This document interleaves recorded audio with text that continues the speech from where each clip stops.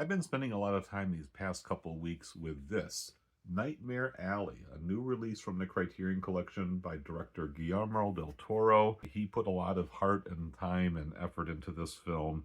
It shows it's a beautiful, visually splendid piece of work. And this set here is a very impressive presentation of a film that I enjoyed very much. Now, let's just talk a little bit about this package. I'm going to do a separate clip that goes more into depth about the film itself. I just want to kind of give you a sense of what you're getting if you decide you want to check out this beautiful set. So Nightmare Alley, a 2021 film, directed by, as I said, Guillermo del Toro.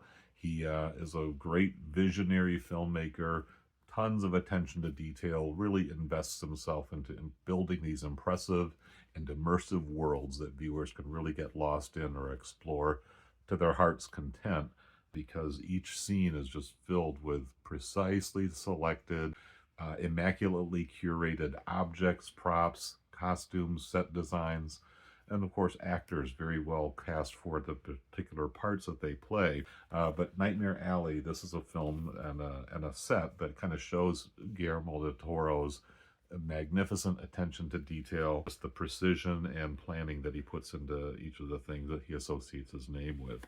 So let's talk a little bit about this release here. Nightmare Alley comes in this beautiful digipack. Kind of just give you a look at the packaging there. Dark, very dark. And this, of course, is the black and white version as well as the color version. I'll go into that in a little bit more detail. But let's look at the artwork first. This is the illustrations by Thomas Ott, along with the typical art design direction by Sarah Habibi and Eric Skillman, great in-house designers from the Criterion Collection.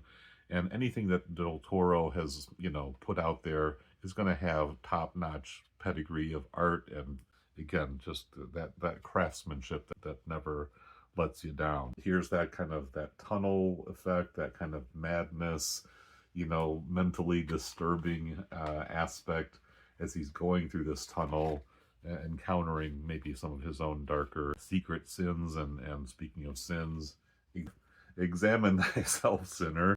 There is kind of that gothic, horrific element of the tormented consciousness coming through as we follow various characters, including the lead character, Stanton Carlyle, played by Bradley Cooper, through his journey, a troubled past, a rise to prominence, and a fall into disgrace. The whole cycle is played out there. Inside the digipack, you get this beautiful kind of parallel of 2 discs, 2 4Ks, 2 Blu-rays, and 2 different cuts of the film. When Nightmare Alley was originally released in theaters for a brief run in 2021, before it hit streaming, it was released in color, a very richly toned, beautiful visual presentation.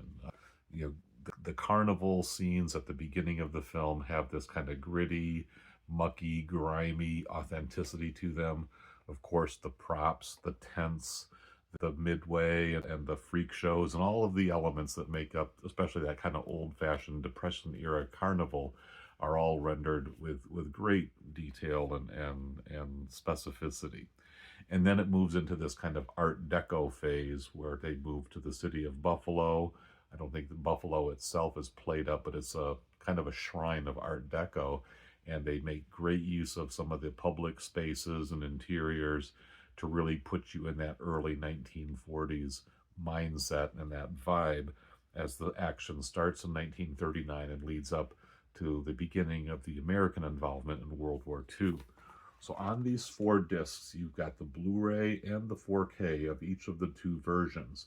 There's the color version I've just described, and then there's a unique director's cut that's exclusive to this release. There was a black and white version of the film that played theatrically for a while and was also available on streaming apparently, but Del Toro wanted to recut the film to better suit the rhythm and feel of an old black and white movie. And so what you end up getting here is about 9 minutes of additional or expanded scenes. A few things that had to be cut out for the theatrical release are put back in. And I think that it does enhance the film just a bit. Fundamentally, they're the same movie. You just got a little bit more character beats and a little bit more expansion. They also introduced the tarot card as the kind of the chapter breaks for specific cards. In particular, that you can discover that I don't think were in the color version of the film. They do make their appearance here, and it's very effective. Also, you get some very nice special features inside the brochure here, the little booklet that comes in. Not really a booklet, it's more like a fold out. An excellent essay by Sarah Weinman. It sheds light not only on the film, but also the source material, the original novel that was written, as well as a little bit of a discussion of the earlier version that I happen to have over here, Nightmare Alley from 1948, I believe 1947, starring Tyrone Power. This movie came out a year after Gresham's original novel was published. So inside the booklet, there's a director's note that goes into a little bit more of Del Toro's kind of concept as to why he wanted to do the black and white director's cut, the extension. But he also does a little video interview along with his wife and screenwriting partner, Kim Morgan. They talk about why this is their preferred version of the film, and it's very effectively done. There are also some other indicators that Del Toro was very personally invested in this project. On the black and white version, both the 4K and the Blu-ray, you get a full director's commentary featuring Del Toro himself, and he pretty much talks you through the entire movie. There might be a few scenes where there's, the background music or dialogue where he's not talking, but it's mostly Del Toro unpacking all of the baggage and explaining his choices, his thinking about the scenes. And if you're as fascinated by Del Toro's approach to filmmaking as I am, that alone in itself is really worth the price of admission, because it's just a fascinating exploration of his process and just how much thought and consideration he puts into pretty much every shot. Every element of the film is very planful, very deliberate, and perhaps for some viewers it's a little bit overmanaged. I can see some of those complaints. I don't agree with them necessarily, but I understand it may not be for everybody's taste. So yeah, the director's commentary, the extra features, there's also a nice interview between Del Toro and Bradley Cooper, who was not only the lead actor, but also a producer on the film. So they work very collaboratively.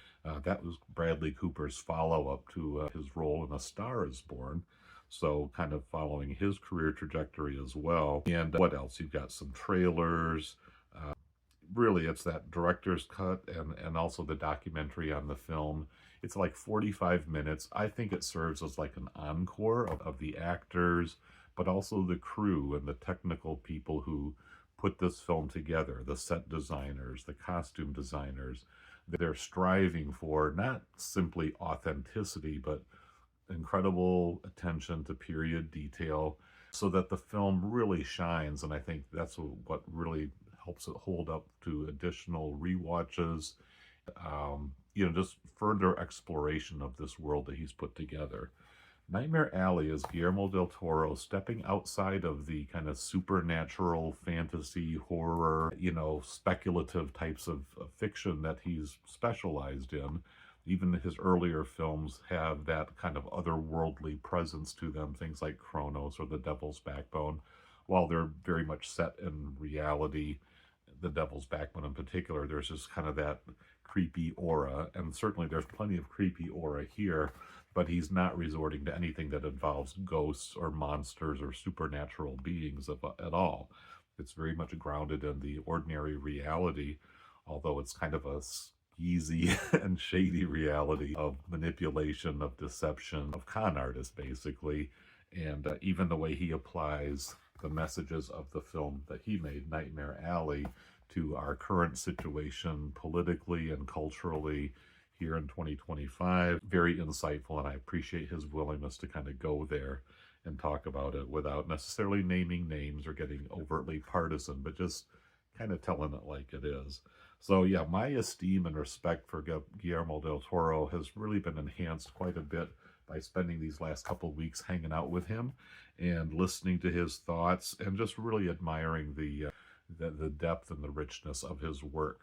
So yeah, that's my review of the Criterion version of Nightmare Alley. This is not necessarily a remake of the 1947 version.